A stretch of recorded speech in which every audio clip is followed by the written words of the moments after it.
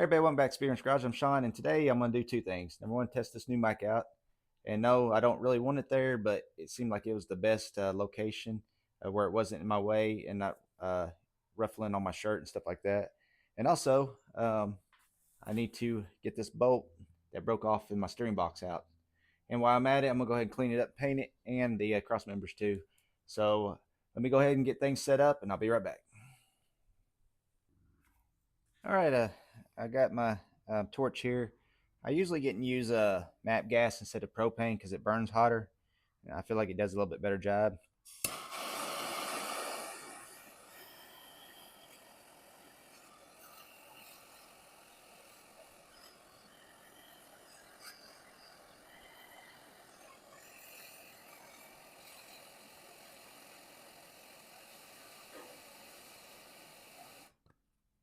Okay, now I'm gonna go ahead and hit it with some the blaster here.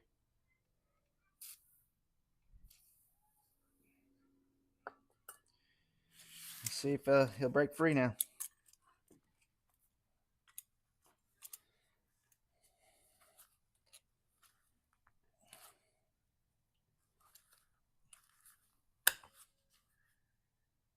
It broke free.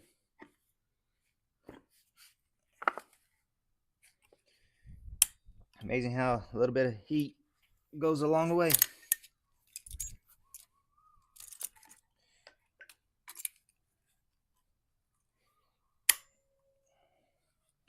I guess as I was getting this all cleaned up, I guess I don't remember this having an issue with this cross member. The crack and the hole kind of got wallered out. It should look more like that. This is what the radius arm ties into. So I need to get it also repaired before I do the suspension. I think what I'm going to do is take this washer right here. It's the right diameter of the hole that should be about right in there. And I'm going to cut it out to fit back into uh, that area where it's all missing and weld it all up. I'll be back when I get that done. All right, guys, I got all repaired. It didn't take too long, and it wasn't that difficult. But like I said, this is the washer I used to cut off of. I put it behind here, traced it out, and cut it out with my angle grinder, and got it all welded in. So we can go ahead and get this piece prepped, and hopefully pretty soon start putting this suspension all back together. All right, I'll be back. All right, I got these parts all cleaned up. Fixing to hang them up and get them into primer. So I'll be back in a minute. All right, guys, I think what I'm going to do is use some of this rust reformer right here because when I was cleaning these parts down for the final wipe down and stuff like that, especially in areas like this, I was still getting a rusty film on my rags. So I think I'm going to go ahead and use some of this first just for some insurance, and then top coat it with the red oxide primer in a couple of days. I probably won't get and film any of that. I'll probably just come back when I'm ready to get and actually spray the top coat on. So let me go ahead and get this done. I'll be back, which will be probably in a couple of days, but be just in a few seconds for you. All right, guys, I got everything in this red oxide primer. I'm fixing to mix up the paint. I'll show you how I do that. I've showed it before, but I figure I'll go ahead and show mixing it up again. All right, guys, I'm about ready to start mixing this paint up. I'm using the Van Sickle Satin Black. I got the hardener and the reducer.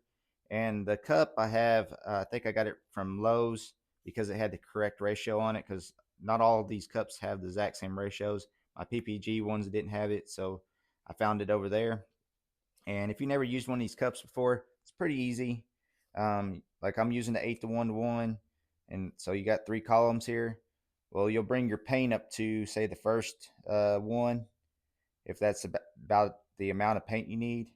Then you'll put your hardener into the next one, and then add your reducer to the third one.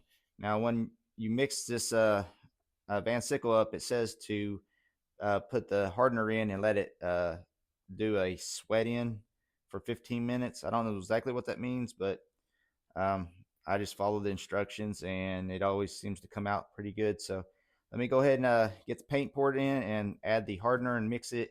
Then I'm on a waiting game for 15 minutes, and then I'll add my reducer, and then we'll get and put it in the cup and start spraying. All right, as you see, I got it poured up to the 5 on there. So I want to get and add the hardener and take it up to the next 5.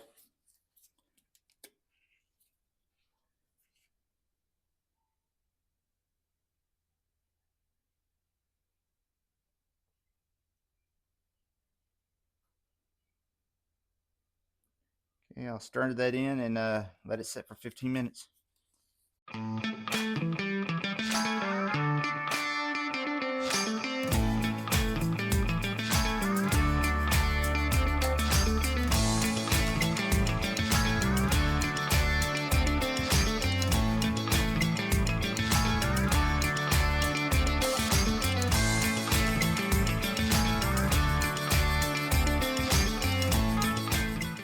All right, guys, I got the first coat on. I'm gonna do one more coat probably. Hopefully, I got enough paint. Um, it's always kind of a iffy deal when you're mixing up paint. I guess if you did it all the time, you would know exactly how much you need. But where I don't do it too often, I'm just kind of guessing, and I really hope I got enough where I don't have to mix some more up. But let me let this flash off, and I'm gonna put another coat, probably about 15 minutes.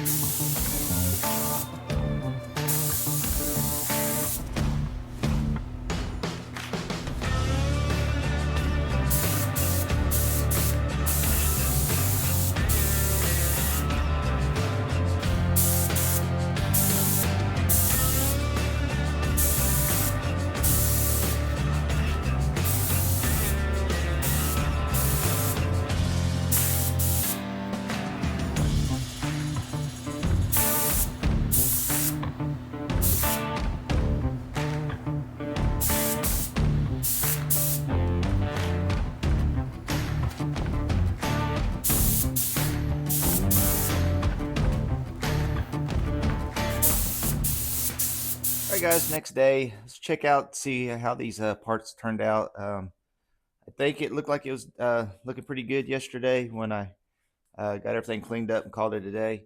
So let me turn you around and let's see what it looks like. All right, at first glance, everything looks good. I don't see any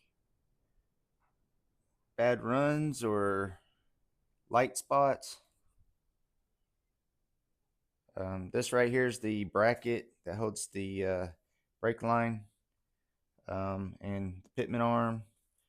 I didn't really need the engine purchase yet or the transmission cross member, but when you're mixing up paint and using materials, try to get do as much as I can to not waste materials. These parts right here is what holds the spring in place, and this cross member right here also helps hold the radius arms brackets. They bolt right here.